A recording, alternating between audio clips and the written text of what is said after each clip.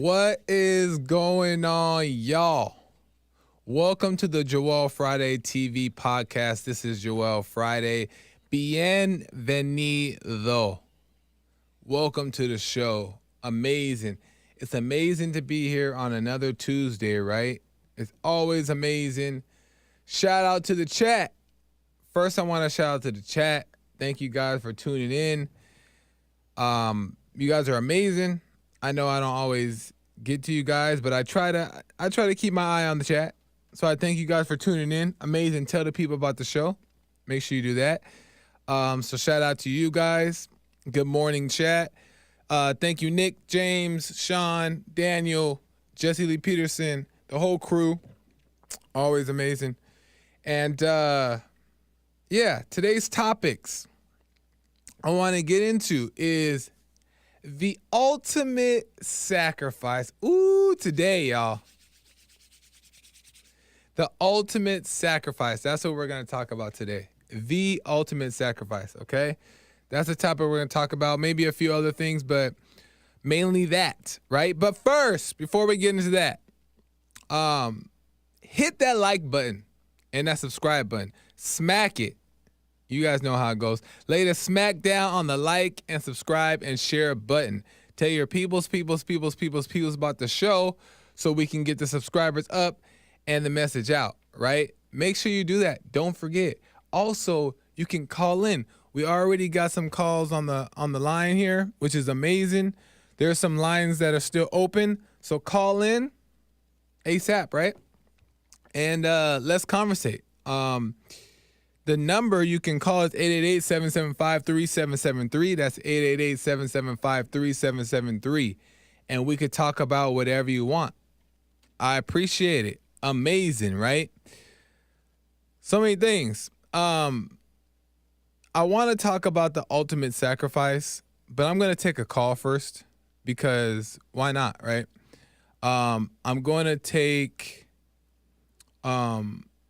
Art out of Ohio, and then we're going to get into my message today. So I'm going to take a call first. I'm going to switch it up, and then we'll go from there. So Art out of Ohio, you are on the air. Welcome to the show, man. Joel, baby, where you been at, brother? What's going on, man? Man, hold up. What was that you was talking earlier? Was that some Spanish you was talking or whatnot? Bienvenido. Yeah, that's Spanish. I'm trying to be. I'm working on my Spanish. You know what I mean? You stop that, Joel. This is America. You stop. Right? This is America, man. Throw them American flags up in the chat, you guys. Come on, throw them up. I got you. I'm still repping. Already. Hey, Joel, man, I was just thinking about something. I don't know if I was going to sleep or what. Yeah. It just hit me. And I was about to think about the caveman days. When they say that how man and female evolved over time. Yeah. And they said that when we were allegedly, when men and females were in caves, that the female was banging rocks together, and the man went out and took the rock and hit a lion or a bear in the head with the rock and killed the bear or something. You see what I'm saying? Not really. I'm not following.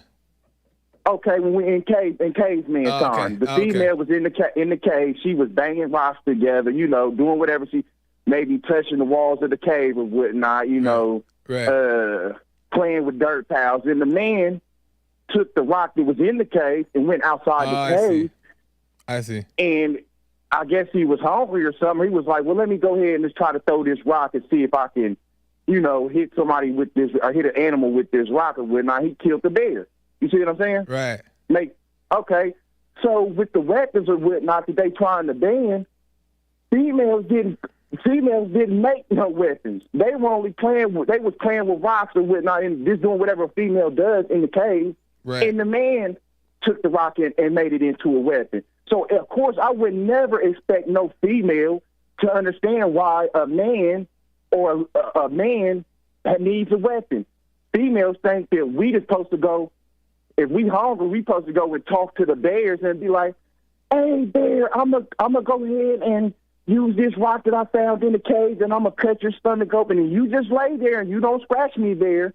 You don't be you be inclusive to me, and you use your pronouns when you're talking to me or when I'm talking to you, and you just lay there, bear, or you wolf or whatnot, and don't bite me, wolf, because I'm gonna cut you up and eat you. They don't understand none of that.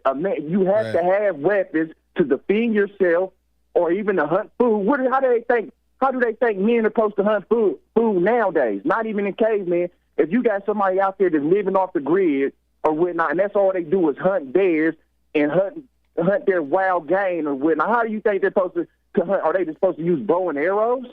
No, it ain't how it works. So we need weapons, but it just goes to show you they don't have no sense of logic to understand, that's why we have these weapons. Well, mostly what it is, right? 90% of what it is because most people aren't truly thinking for themselves, and if they are, they're also or mostly people are listening to what they've been taught. And in the world today, it's been taught that all these things are bad because people use them in the wrong ways, and when these things happen, they blame it all on the weapons, when originally weapons weren't created for misuse. But because at times we may see misuse or all that stuff, people are taught that guns are for this reason, and because guns are being misused and there must be bad. But it's not, they weren't created for that way. So if people, it's more so of like what, most conservatives and a lot of people talk about is if it's the person is the problem. So I think that these women or whoever are saying these things, and it's men too, but I get the women are really pushing it because it's more of like an emotional like outcry to let's like all get along, right? It's like the surface level argument of let's all get along, and the greatest thing they can think of is like let's ban guns, let's take away, there's no really depth to it, but it's just bad teaching. It's false teaching and misunderstanding of what all this stuff means. I don't think it's completely necessary vital to have a weapon. I'm not against it, but I'm also not saying that like, if you're a man, you got to have a weapon in order to protect yourself. I'm not that staunch for weapons, but I understand the value. And I understand that the Second Amendment is important. So at the end of the day, if somebody wants to choose to get a gun, get a gun. But nobody should try to make me not get a gun and not use it if I want to. That doesn't make any sense. Exactly. Okay, and let's take it away from the cavemen and whatnot. Over time, weapons have evolutionized or whatnot from back there in the biblical days or whatnot. They used rocks that they swing them or whatnot. That's how what was his name, David killed the Goliath or whatnot. Yeah. And weapons decide whether your tribe is going to get killed, slaughtered, raped, or they going to eat. So if you're trying to take weapons away, you look over history. If you don't have any weapons, you decide whether your kids, your ancestors, your grandkids, or your kids is going to eat, they're going to get raped, or they're going to be wiped out by another tribe. You see what I'm saying? So if you don't have no weapons or whatnot, you basically handing yourself over to be put on a platter. And I don't know if you've seen Dawn of the Dead or something. It's where basically America has been invaded by Chinese. It's an old one and it's a new one. The old one was where Russia invaded America, a small part of it. The new one is where I think some Chinese invaded America or whatnot. And the saying is, only reason why China and these other places ain't invaded America because under every blade of grass there's a gun, meaning every American has a gun or whatnot. So in that movie, there's a scene where they jump in, they're coming out the planes or whatnot with parachutes. And when they're landing with the parachutes, the people in the community in these American, and it took place in Seattle or whatnot, a liberal place where they're against guns in the movie. So when they're landing on the ground, you should have seen the people in the movie. These dummies were sitting there watching people parachute out of these airplanes, and none of them in the movie had no guns, man. And it just goes to show you what people better wake up and whatnot, because if they think that that's too far-fetched to happen, because they think that Chinese can't fly over here on no plane in a couple ticks of a second, meaning they think that their jets and their planes are slow or whatnot. These ain't the 1960s. The technology nowadays, if they wanted to get a whole bunch of troops over here or whatnot, it ain't going to be like, it ain't going to be no, it's going to take a couple of days for them to fly over here in a plane. No, they can get them here in a snappy in a jitty of a second. So the liberals and these lefties keep on talking that nonsense about eliminating guns, and we're going to see where your generation of people going to be here when a lot of this stuff starts going on. Hey, man. All right, I appreciate that. I do got to get some other calls, but I appreciate your take on that and coming on the show and really bringing that take. I appreciate it. You're right, though. It's people think that that's the problem, to take away guns, and if something were to happen and you don't have a gun and you need one, what are you going to do? So I appreciate it, Art. Hey, I appreciate it. Call me again, man, and we'll talk again. Hey, Joel. Yes, sir. Tell them we still rolling with Trump, too. Hey, I'm going to let them know. They know. Yes, sir. All right, man. All right. Yeah. All right. So, I mean, at the end of the day, because I don't want to get too hung up on the gun topic, because I got other things I want to get to that are a little bit more important. But Art is right, though, is that mainly what Art is for is that, like, they're trying to take away the rights. And he's like, if something happens, we don't have it. Now, I don't believe, I'm not necessarily like that strong of a believer in having a firearm as a need, a necessity. If you see to get it, then you get it, right? But I don't see it as like, you got to have one, right? Because you may not. You may not ever need one. You know what I mean? But his point is that they're taking away our guns and then leaving us with nothing. And if something were to happen and you need a gun, we don't have it. And he's totally right about that. You can't live. They can't just take your guns away just because of whatever they want to do, whatever agenda they're trying to push. So we have the right to have guns if we want them. If you don't want them, then don't have them. But leave me alone if I have one. Anyway, moving on. Let me take one more call, and then I'm gonna get into my topic. But I'm still gonna get you to the calls. The calls are coming in, which is good, and I'm still gonna get to them. But I wanna shape the show a little bit. But I'll take one more right now. Let me go to Alexander, first time caller out of Columbus, Ohio. Alexander, welcome to the show. You're on the air. How's it going? How's it going, man? It's going well. Pretty well on my end. Right on. You had a question? Yeah, I just had a question for you. I was watching an old video that said that you don't have a free will and you can't choose God, he chooses you. And I was just hoping you could help me understand how you don't have a free will. How you don't have a free will, God chooses you. I think in my opinion, I think that you do have a will. I think what Jesse means by free will, and I could be wrong in what he means. He knows what he means more. But I think what Jesse means by free will. Are you asking me what, in comparison to what Jesse believes of free will, or you seen an old video of me? I think it was you guys like conversing. Oh, okay. Yeah, that was just like basically the topic. Oh, okay.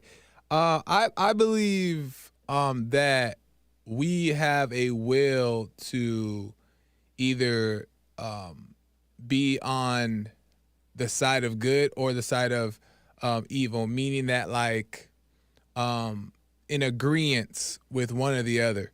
Like I feel like it takes will to tell yourself that you want to seek out good versus seeking out evil. Now, you may be confused on which one is what, right? You may be confused on what is good and what is evil, but I think that you can lean on a side of good as you see it.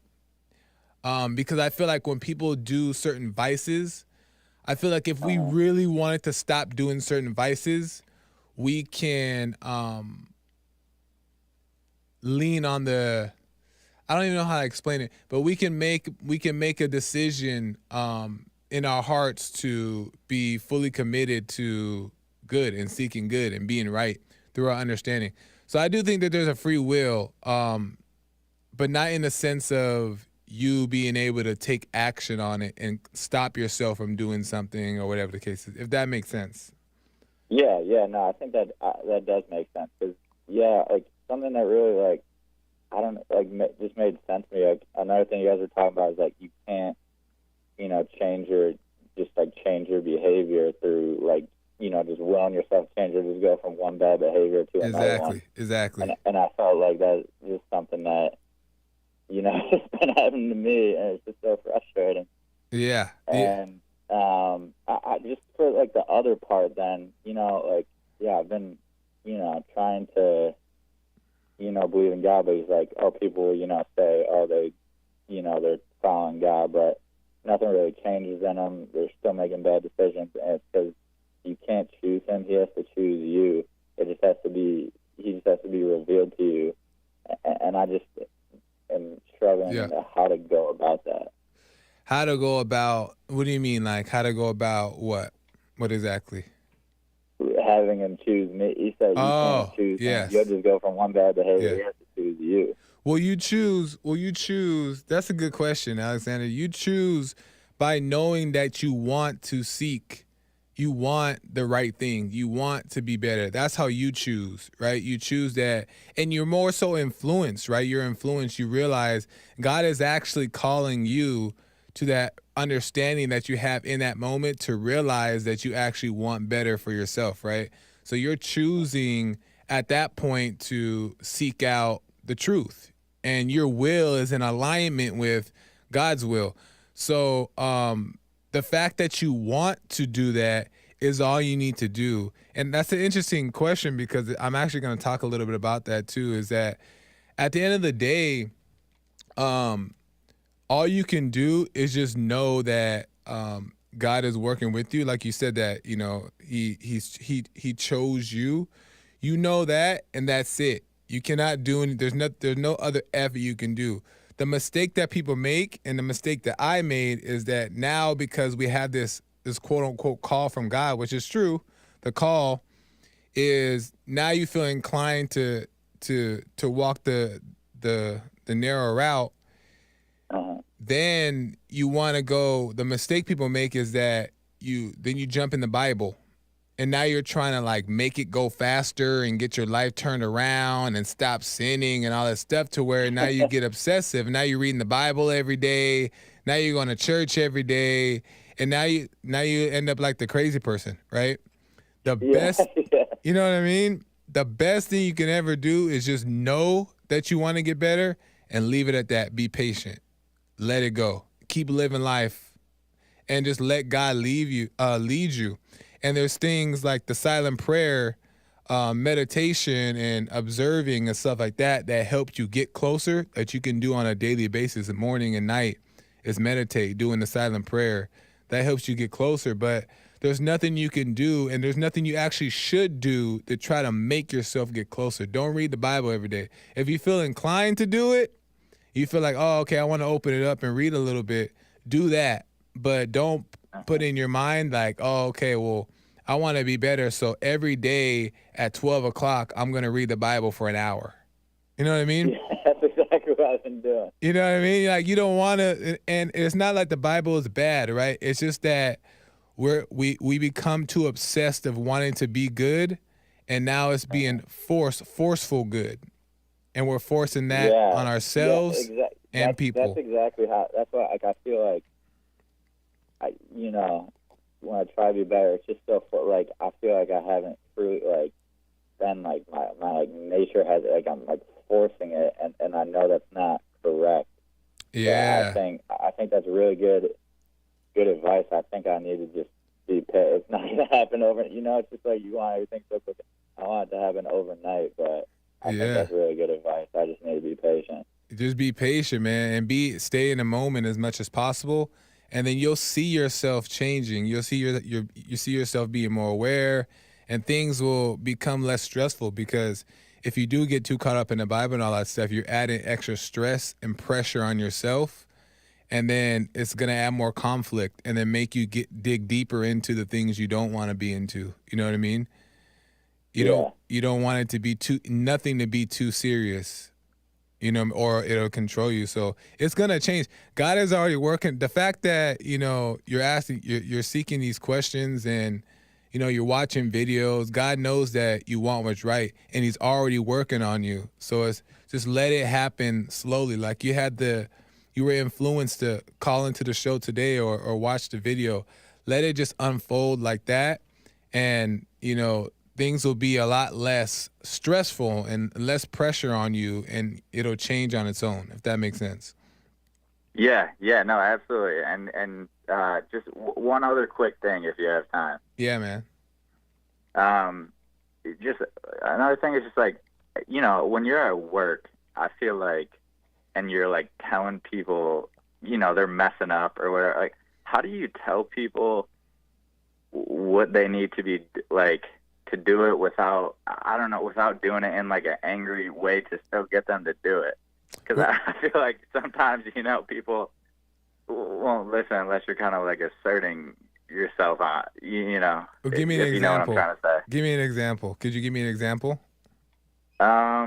Like, you ask someone, hey, go, I want you to, prepare, I'm an accountant. So like, prepare this tax return, whatever. I want you to have it done to me, whatever this time. Yeah. And they just either don't do it, or they just do like a horrible job. They're not like just responding to you, really like asking. Like sometimes like, I feel like if you get angry at them, you like yell at them, like you need to be doing it. Like, let's go. Then they'll like respond better. But I know you're not supposed to be getting like angry at people and yelling at them and stuff. Yeah. So I don't know, when people aren't seeming to respond to like, just like a calm way of asking them to do things, like what is the best way to go about that? That's a good question, man. The best thing to do, in my opinion, is that for one, the first thing you do is you be kind about it the first time you ask them, and you say it with kindness, like, hey, could you just do this, A, B, and C? You say it kindly, right?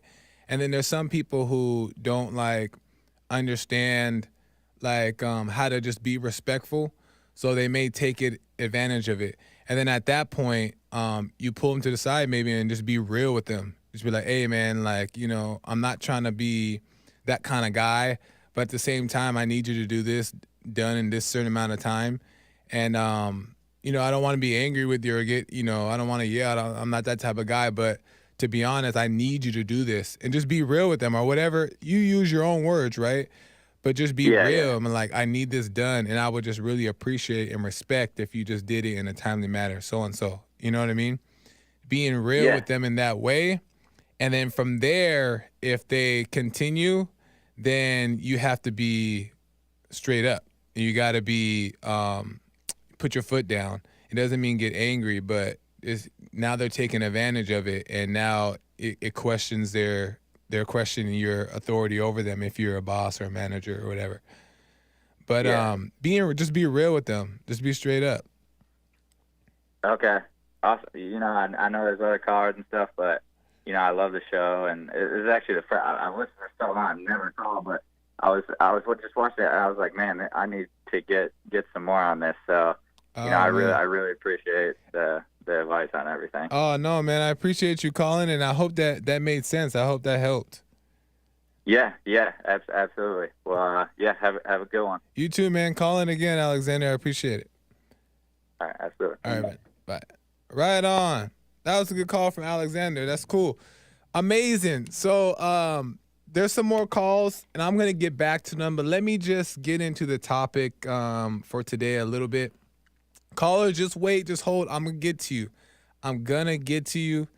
Just give me a second. I want to get to the topic because it's very key.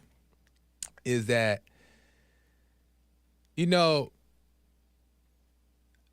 Easter was on last Sunday, right? And it got me thinking. It's crazy, and I wasn't even trying to think about Easter because I was never raised on the true meaning of Easter, right? I learned the true meaning of Easter in recent years, and I'm saying like real recent years, right? And last week it was rough, like going through some stuff rough. And I didn't really understand it, but I was just trying to be obedient. You know what I mean? Just trying to be obedient, not understanding what God was doing. Still going at it with God though. Like, what's going on? Why is this so stressful? Why is this so da da da? But ultimately knowing that I just got to be obedient, just trust, right? But my relationship, if you listen to the show last week, I talked a little bit about it's okay to have a relationship with God where you talk back or you got argue. You know what I mean? And I'm not saying like you're at the liquor store, you start talking to yourself at the liquor store, right? No, but just having a relationship, just like how you would with your spouse, with your parents, with your friend, that when things don't understand, you ask, why? Help me understand this. What's going on? I don't get this, right? Expressing what's on your heart. So anyway, did a lot of that last week because there was a lot of things that was going on in my life that I wasn't really understanding. But anyway, as it got closer to Easter, it started to register what was going on. And I was like, I don't, this is weird. And then I started to question, okay, well, what's going on in today? And I realized that on that Friday, it was Good Friday, right? And then I realized the Sunday was Easter. But then I looked into it deeper, and obviously, and I didn't really even understand it, but Friday is Good Friday, where Jesus was the day that Jesus died on the cross, which was Good Friday. That's why they call it Good Friday. He died on the cross, and then Sunday was the third day that he rose from the dead, right? So now that's a historical holiday that we all celebrate. But obviously, over the years, and once it's gotten mainstream, it becomes more about candy and like gifts and all that stuff and less about the true meaning, right? But it's still nice. It's still a nice day, a nice holiday. So, but I realized in that moment that like, wow, what Good Friday and Sunday really meant. And it made a deep connection to what I was going through last week. Just enduring, just having to endure. And I realized that the hardest thing that we'll ever have to do in life, and the hardest thing we'll ever have to do in life is to let go. Is to let go. And I'm going to explain what that really actually means, because letting go is letting go of you. And the reason why I was going through it last week is because I still hold on to me sometimes. I still hold on to me. I have a grip on my life. You know what I mean? Like wanting God's will to be done, but also wanting things in the moment that may not be in God's will, or I think that they are and they're not. So then there's conflict when I go after them and I don't get them or whatever, right? It's because I'm still holding on to things that I think that I want, right? But we're not supposed to have a grip on anything. We're supposed to let all things go, right? All things go. Because as the perfect example, Jesus laid was he had to endure all things to the very end. And he was enduring them not for the sake of what he would receive, but for the sin, I don't even want to say it like that, but for what the world needed, right?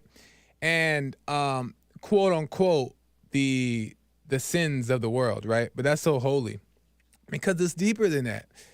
It's that Jesus knew that even on the cross, that he constantly said multiple times, it's in the Bible, God forgive them, as they're beating him up, just beating him. God forgive them, for they can't see. He still had compassion for the people. Like, forgive them, they know that not what they do. And that's so powerful, because he was in tune and in touch with the bigger picture, right? Because on the smaller scale, on the smaller picture, we just see ourselves. We just see us, right? And us does no good to anybody else's life. So I realized that what I think God was trying to show me is to let go. I have to learn to let go of my entire life. And it says in the Bible too that when you let go of your life is when the person who lets go of their life is when they find their life. And that's so deep. I never really knew what it meant until recently. The person that lets go of their life for me will find their life in me or something like that, right? I'm paraphrasing. So true. And that's the ultimate sacrifice, is when you let go of you altogether, everything. Let go of what you're going to eat. Letting God tell you what you're going to eat. Letting go of chasing women. Letting God tell you, letting God add a woman onto you, right? Letting go of these things. Because when you just let God do it and direct you, it comes at the right time. And then it's perfect. Like I gave the example last week is when I was going through it, I had missed my lunch, right? I didn't have my lunch with me. So I was going through it. I was hungry and I didn't eat all day. And I eat all day. And as I was going through the day, I'm like, man, I'm hungry. I'm feeling the hunger pains, right? I'm like, I need some food, but I wasn't getting any food. So I just had to endure it and keep going. So the day was going, hours were passing, and I had no food until the end of the day. So I just had to deal with it. But we had got a little break. I had got a little break. And then I had a little piece of cookie in my car. That's what I was talking about last week. And in that cookie, I ate the cookie. And I didn't eat all day. And I want a sandwich or I want like a meal, right? But all I have is this little cookie. But I take the cookie and then I was completely satisfied off this little cookie. Completely satisfied. That was all I needed to re-energize me. I had more energy again. I was back to it. Back at it. Ready to go, right? But in that moment, I had realized that I was provided everything I needed for that moment. That was it. I didn't need a Chipotle dinner. I wanted it. I didn't need that though, right? So that's the perfect example, is that when we let go of, now we have to be led to do that, and we have to have the understanding of it. Because if you just go and try to do it, it might be a little rough. But that's a perfect example, is that when God adds it, you don't need much. He fed the thousands and thousands of people with one loaf of bread. Remember that story in the Bible? And they were satisfied. And because when he adds it to you, it's perfect. It's the perfect thing you need. So I had realized that last week, because all last week I was doing like a fast, right? I was fasting last week, and a fast didn't come intentionally at first. Like I fell into the fast on accident because I was missing meals, and also when I was planning to eat my food, the food that I had wasn't good anymore, so I had to throw it out. So I didn't have food then. So I was going days like where I was having one meal a day, maybe 2 meals a day. And then I was like, I was getting hungry and I wasn't eating. And I'm like, what is going on, right? And when I would try to go to places to eat, they were closed. Like everything kept coming up. And what was happening is that I believe that God was trying to get me to understand the true meaning of letting go of your life and trusting in him to add all things, and also understanding what it truly means to endure and to let go. It's the hardest thing, when I tell you, it's the hardest thing you'll ever have to do. Because once I realized that, I was like, okay, Lord, I'm with you. We're going to try this. So from Friday to Sunday, so from Good Friday when Jesus died to Sunday, I didn't eat. I fasted. I said, I'm a fast, for real. Not just skip a meal or two. No, I didn't eat. 3 days or 2.5 days. No food, zero. Lord have mercy, the pain. Lord have mercy, I was going through it. All kinds of stuff. And at first you get all excited and you're pumped up and you're ready to go and you're feeling motivated until that first mealtime comes around. And then you're like, dang. And then everybody around you's eating. And they're eating good too. All the good stuff, pizza, burgers, candy, all the good stuff. And they're eating right in front of you. You smell it. And then you're like, oh, okay, that's fine. And the day keeps going. And then something happens to you. And somebody tries to get underneath your skin, or Satan gets real busy, and now the conflict adds. So now you're already hungry, and now there's more conflict. So now you really want a donut. You know what I mean? And then that just adds up, and that's what was happening to me. And then I was getting frustrated, and I felt the anger trying to rise up, and I was getting frustrated because I'm like, I'm trying to be obedient, but why are you letting all these temptations come to me, God? Like, what do you, and I'm saying this, like, I'm talking, like, why are you letting this happen, God? Why are you letting all this stuff happen to me? I'm trying to do the right thing, but you just letting all this stuff happen. And I'm like, help me. I said that, I was like, Lord, help me. This is hard. And then he told me, keep your word. Keep your word. And when you ask God to help you, he'll help you. And I asked him, and he said, keep your word. And I was like, dang. Because I was ready to give up. I was like, okay, Lord, are you sure it was the third day? Are you sure? Are you sure it wasn't just 24 hours? I was ready to give up.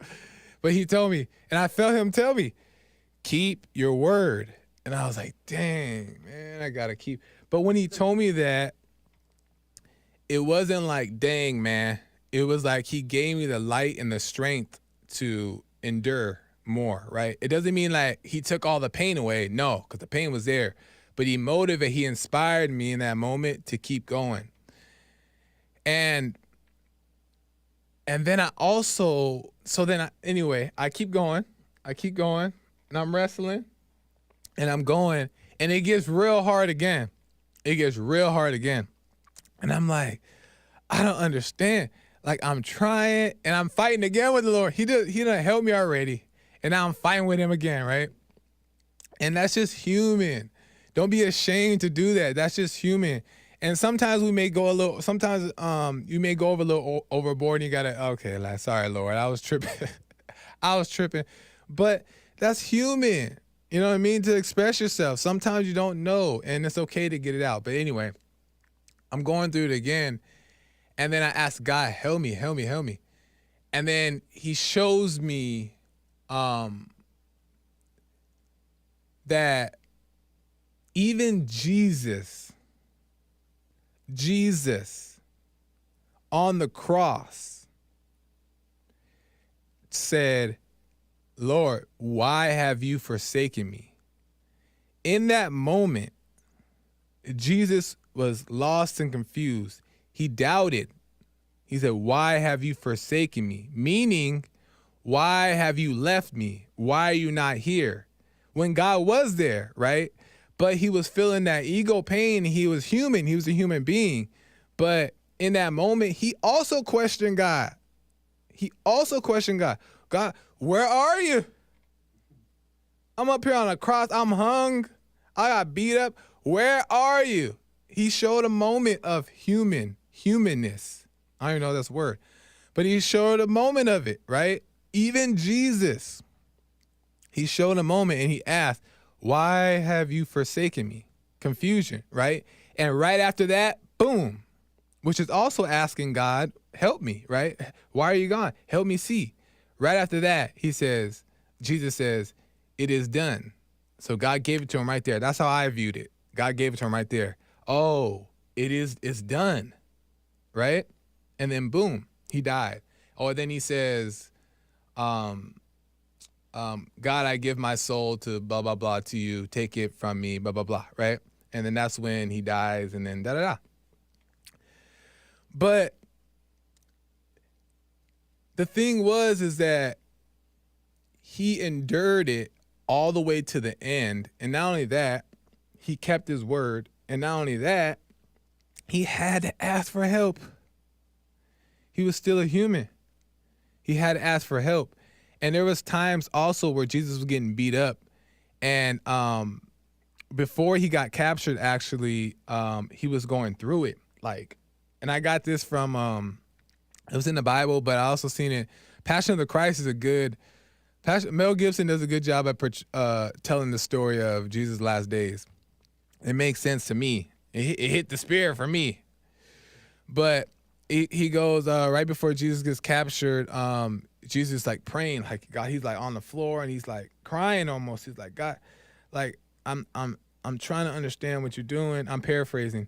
He's like, please let this pass from me. Let this pass from me. And meaning like, let this pain go away. Take this pain away that I'm feeling.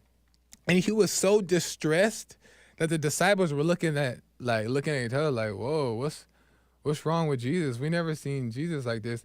And then Jesus tells the disciples, he's like, go get the other disciples, go get the other ones, right? But don't bring them here right away because I don't want them to see me like this.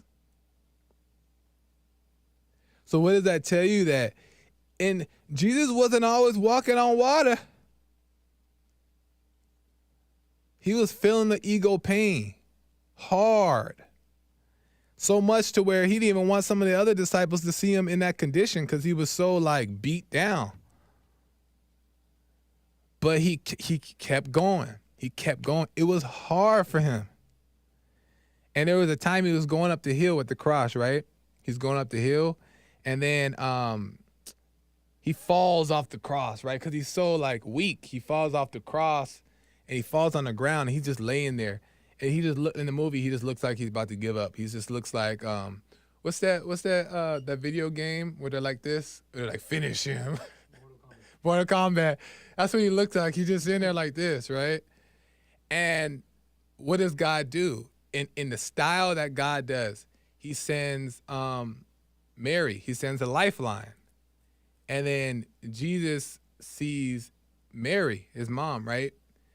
And when he sees his mom, and it has nothing to do with mommy.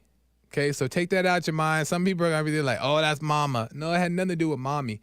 But he looks at Mary, his mom, and Mary's just distraught. She's crying and she's just like going through it. Like, I just, because you know how that is. And he sees her and it's like, and it motivates him. He's like, I got to be strong. He didn't say this, right? But you get to see it. I got to be strong for the people who follow me. And you can see it in his face that when he looks at her, he tells her the job has to be done, right? The job has to be done. And right after that, he gets back up, right? So God sends another lifeline and gets back up, right? And then he keeps marching on and he goes all the way to the top and he makes the sacrifice. But the point is that that's the ultimate sacrifice, is that when we deny ourselves fully. And Jesus set the example. He set the perfect example. And it's not about being holy. It's not about being a Bible thumper. It's deeper than that. He truly set the example. And because what he did is that he had no choice but to deny his ego fully to death, right? And we can't even deny the ego for some food or sex, right? He was over here getting beat and stabbed and hit. You know what I mean? Like, he's over here really still praying for people, still praying to forgive these people. They know that what they do. But the point of all of that is to say that as Christians, if we are going to take the narrow route, and if we truly want, and now this is only for the people who truly want to go the distance, who truly want to be on that narrow route and take the narrow route and truly want to be the select few and truly want to make the difference, right? This is only for those people. We have to deny our ego completely, deny ourselves completely. Let go of all your wants, all those things that in your head right now that you can think of, that you want, everything. Let it all go. It doesn't mean that he's going to take everything from you, but it means that there has to be no attachment to anything, nothing. Everything has to be come and go. Food, people, relationships, jobs, things, houses, cars, everything has to be able to go, come and go. And everything has to be added onto you. You have to die to this. The ego is the biggest distraction and trap and setup. The ego is the biggest setup. And it's actually the only thing standing in your way from perfect peace. That's the message right there. The ego is the only thing standing in your way from perfect peace. And the only reason why you have conflict is the ego. The ego. It's because we don't want what is happening with it. We don't want to feel what we're feeling when it's happening, right? We don't want to have to endure it. But it's the ego that has to die. And we have to go through it. Because guess what? When the ego dies is when we rise. I didn't even try to rhyme, but that was good. When the ego dies, we rise. And we have the perfect example. And this is not me making it up. Jesus set the example. He went to the death, right? And his was physical death, right? But same thing. I'm talking spiritual death, but same example is that Jesus went to the death. And what happened? He endured it all the way to the death, and then he rose. So once we deny our ego, and we deny it, and we deny it, and we endure. And obviously it's going to take growth. It's not going to happen right away. We're going to stumble. We're going to fall. You know, it's a process. But just with that understanding is what frees up that conflict. But the point I'm trying to make is once we deny that ego and we let go and we endure the pain when it comes, endure the conflict, understanding that it's not us, it's just our ego and our wants and our selfishness that has to die, is when we'll rise in perfect peace and money and relationships and people and all that stuff is right there. Kingdom of heaven is right there. But I'll say it one more last time, this. The hardest thing you'll ever have to do is let the ego die. Is to let go. Let that ego go. Let your life go. It's going to be hell. Hell. And if you don't believe me, look at Jesus' life. Look at Jesus' last days. Perfect example. You want to know what it's going to be like? And I'm not saying it's going to be physical for you. Jesus went through the physical stuff and spiritual, but spiritually, use his example as a metaphor. You want to get to that kingdom of heaven, peace on earth, all things added, paradise. You're going to go through hell first, but God is with you, and it's going to be rough. I did it for 2 days, and I was crying. Jesus was in the wilderness for 40 days and 40 nights. Isn't that crazy? Fasting, no food, no nothing. 40 days, I was crying over 2. But 2 is better than nothing. And 1 is better than nothing. 1 meal is better than nothing. You know what I mean? The point is understanding that the ego has to die and being in obedience to when God is leading you in that direction. And It's gonna be the hardest thing you ever have to do, but it's worth it. Perfect peace. Everything you've been searching for is right there. And that's the answer, guys. I'm telling you. The answer is letting the ego die. It has to die. Deny all your wants. All the things. You see that fine girl? Let it go. Let it pass. She's fine. She's looking at you. You're looking at her. You think there's a connection there. It's sex. Anyway, it's sex. It feels like a connection. It's not. It's sex. You know a connection when you know a connection. When you see a girl on the street and she's fine and she knows you're fine and you're looking at each other, trust me, I live in LA. This happens often. Making eye contact with different females and I'm looking, she's looking at me, and then I'm thinking like, dang, does this mean something? No. Sex. Because when God adds it, you're not lusting after what he adds. You're not lusting. You almost don't even realize he added it because you're like, I don't know if I want that. But then you realize how perfect it is. But let it pass. And sometimes you might give in, you might fall, and you might talk to the girl, or you might have sex, or you might do all this stuff, and no big deal, get back up and try again. No big deal. No big deal. It's going to happen. But the way to get to paradise on earth is the ultimate sacrifice. And it is to let go of your life. Let the ego die completely. That's the only way. And that's only for the people who want to get that want to get there. Some people are okay with just having enough and, having their little fix on the side, or riding 2 horses and,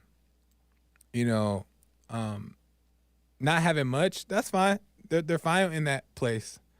But there's also people who really want to get there, who really are called to get there, who really want to go there, go the distance, and really be, or it's not that they want to be this example, but they feel this calling on their heart. It's possible. It's real. I'm telling you. Look at Jesus' example. It's real. You will rise. You endure. You will rise, and you'll have everything. And you won't even need it. You may have everything and give it all away. Because it'd be so together in here that you won't even care about nothing else. But you'll have all that stuff, because now all that stuff is subject to you. You're no longer subject to it. It's subject to you. Because God rules money and cars and relationships and all this stuff. God rules that. It's subject to him.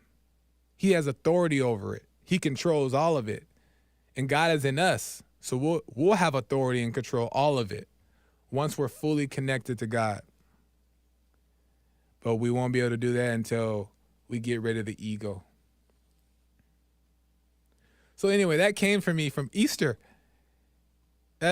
Easter reminded me of that. I didn't even try to fast. I wasn't even James was talking about it. I like food. So the last thing I want to do is skip a meal. But I know God is trying to do something in me, just like I know he's doing things in other people as well. But Easter really helped me realize the point of it all, the point of why Jesus did what he did. And it wasn't for the sake of us having things. And this is my last thing I'll say on it. It was simply because we have to be of service to the world. We have a job to do. It's not about us. We want relationships and stuff like that, and I get it. But the bigger picture is to be of service to life. We don't own ourselves. We're just used as tools. That's it. We're just used as tools for the world.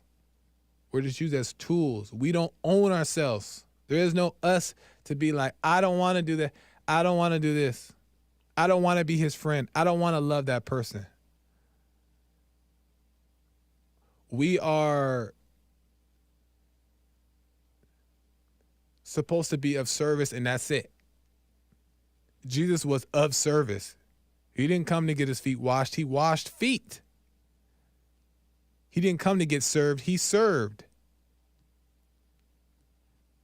It was never about him. He died for our sins. He didn't sin. He died for everybody else's sins. That's the perfect example. Our life, we don't own our life. We don't get to choose what we want to do. Because when we allow God to choose it for us, we're so grateful that we let him. Because it's the best choice. So the people that want to go to that narrow route, that really want to get to that place, keep going, keep pushing. Let the ego die. It's just the ego. That's the only thing that's stopping you. The ego's in the way. And be honest with yourself. Be aware. Don't rush. Be patient. Take your time. It's going to happen. It's happening already. Things are going to change. The world's going to change. The world's only going to change when we let ourselves go through the process. Let ourselves go through the process. Stop trying to stand up all the time and be so strong and outspoken and all that stuff. Relax. You ain't going to change the world in a day. When people see your light, they're going to change.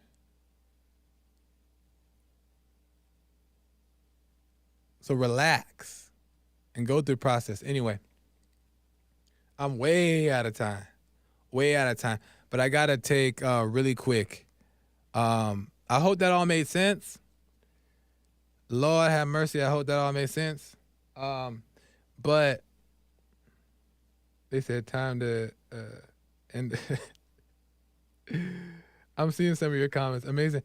Really quick, though, and then I'm going to end the show. Let me get to some calls really quick. Make it quick.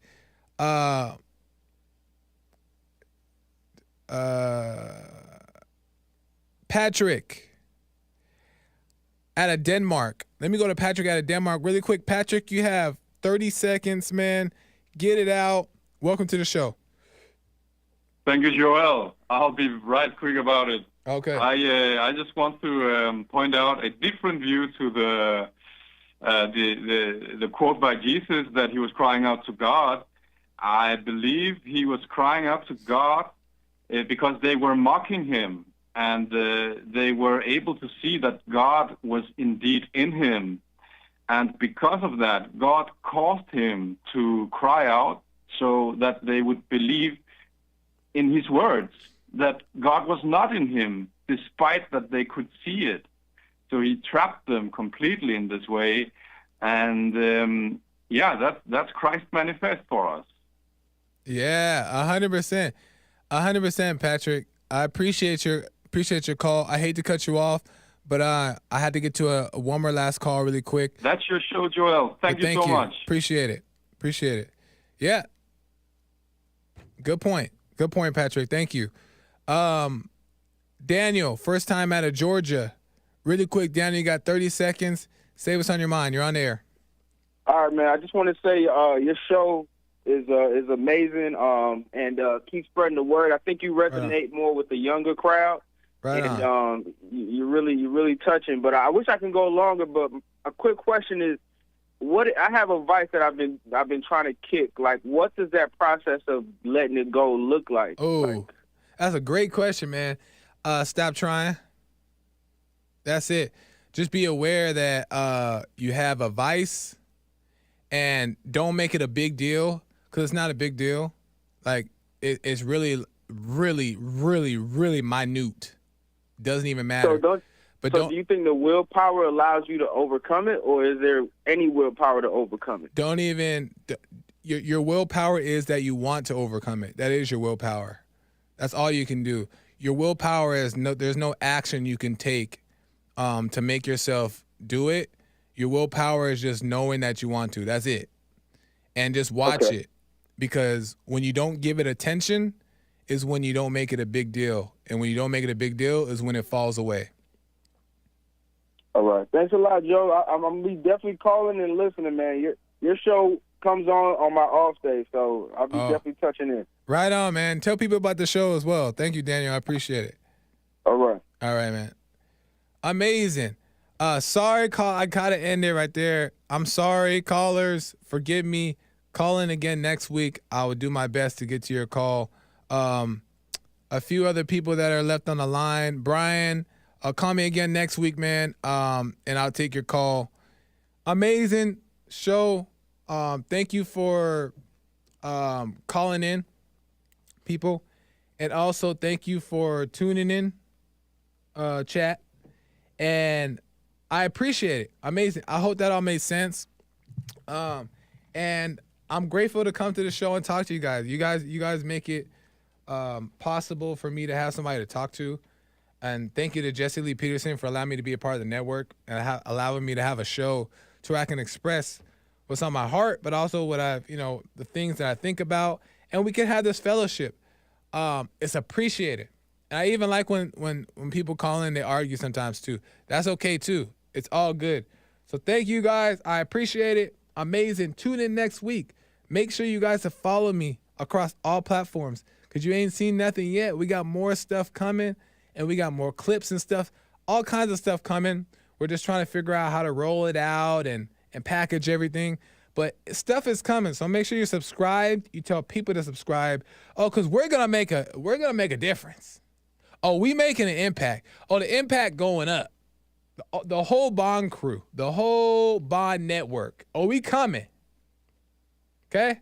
So make sure you follow everybody. Nick on Nick's platforms, James Hake on his platforms. Make sure you follow everybody. Cause yeah. We're trying to do it. Amazing. Thank you guys. I gotta go. I appreciate it. Have a good one. See you next Tuesday. Bye.